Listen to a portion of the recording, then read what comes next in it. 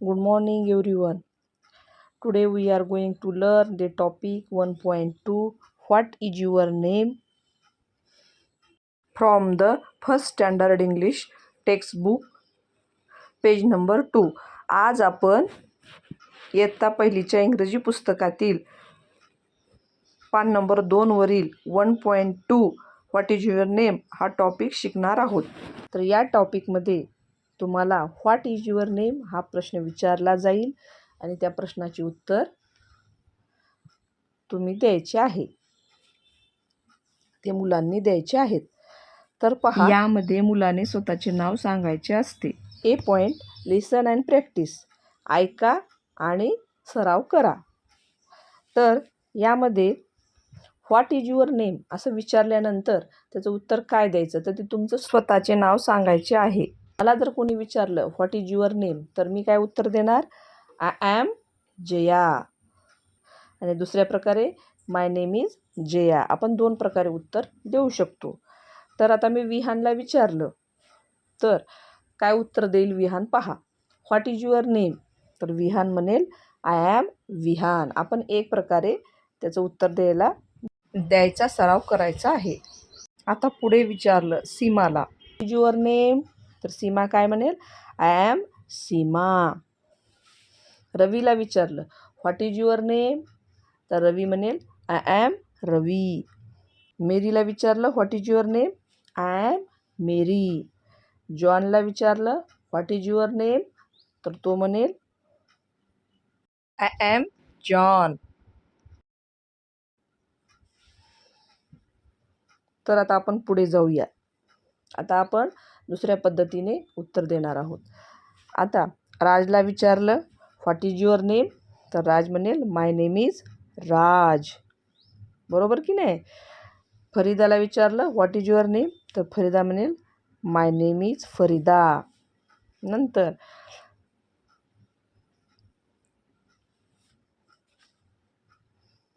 किरणला विचारलं what is your name, तर किरण म्हणेल माय नेम इज किरण. ईशानला विचारलं व्हॉट इज युअर नेम, तर ईशान म्हणेल माय नेम इज ईशान. आणि अमनला विचारलं व्हॉट इज युअर नेम, तर अमन म्हणेल माय नेम इज अमन. तर आपण असे 2 प्रकारे कोणी आपल्याला जर विचारलं व्हॉट इज युअर नेम, तुमचे नाव काय आहे, तर तेव्हा तुम्ही काय सांगायचं आहे? माझे नाव. तुमचं जे नाव आहे ते सांगायचं आहे. तर कसं सांगायचं आहे? I am Ravi, my name is Ravi. अशा प्रकारे तुम्ही तुमचं नाव सांगायचं आहे. तर आता आपण पुढे जाऊया दुसऱ्या टॉपिककडे. तर आपला दुसरा टॉपिक आहे बी पॉईंट, लिसन अँड सिंग. ऐका आणि गा. तर बघा, पहा, इथे या पोएममध्ये सर्व मुलांनी वर्तुळाकार थांबायचं आहे आणि सर्व मुलांनी एका मुलाकडे हात करून oh dear what is your name असं म्हणायचं आहे. ओ डिअर हे सर्वांकडून म्हणून घ्यायचं आहे मुलांकडून. What is your name, what is your name. त्यानंतर ज्या मुलाकडे आपण हात करून त्याला व्हॉट इज युअर नेम विचारलं आहे, तो मुलगा स्वतःचे नाव जे असेल तो सांगेल. कसं सांगेल? समजा त्याचे रवी आहे, आय ॲम रवी. नंतर तो मुलगा सर्वांना काय म्हणाल? Glad to meet you, glad to meet you. नंतर तो मुलगा तुम्हा सर्वांना म्हणेल ग्लॅड टू मीट यू, तुम्हाला भेटून मला आनंद झाला. तर पहा, कवितेची पहिली ओळ, oh dear what is your name, what is your name. प्रत्येकाला विचारायचे. आपल्या कवितेच्या माध्यमातून आपण याचा सराव करणार आहोत. आय ॲम रवी. आता इथे तुम्ही तुमचं जे नाव आहे ते टाकू शकता. I am Ravi. Glad to meet you, glad म्हणजे तुम्हाला भेटून आनंद झाला.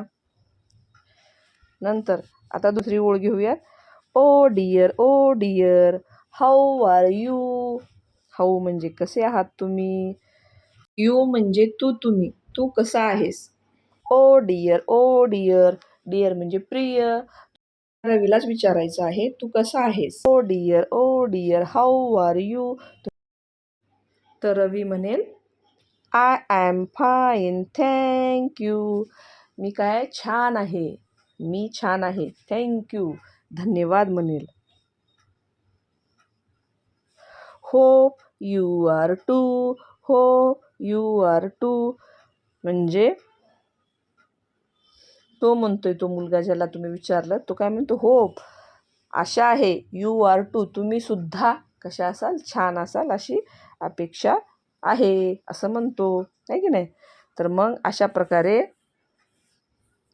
आपण काय म्हणतात, ही कविता छोटीशी पाहिलेली आहे आणि अशा प्रकारे आपण कन्व्हर्सेशन करायचं आहे, संभाषण.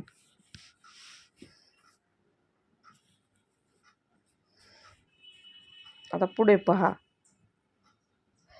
फॉर द टीचर ही शिक्षकांसाठी सूचना आहे. तर यामध्ये बघा काय सूचना आहे. Conduct the chain drill activity by using flash card of the names. हां, तुम्ही अशा प्रकारे ही ॲक्टिव्हिटी करू शकता, घेऊ शकता. या ॲक्टिव्हिटीमध्ये सर्व मुलांच्या कार्डवर स्वतःचे नाव लिहायचे आहे आणि ते एकमेकांना साखळी पद्धतीने आपण आपली जी वरची ॲक्टिव्हिटी आहे, what is your name, he activity तुम्ही घेऊ शकता. तर या ॲक्टिव्हिटीमध्ये 2 मुलांनी एकमेकांना व्हॉट इज युअर नेम हे विचारायचं आहे आणि प्रत्येकाने आपलं जे नाव आहे ते सांगायचं आहे.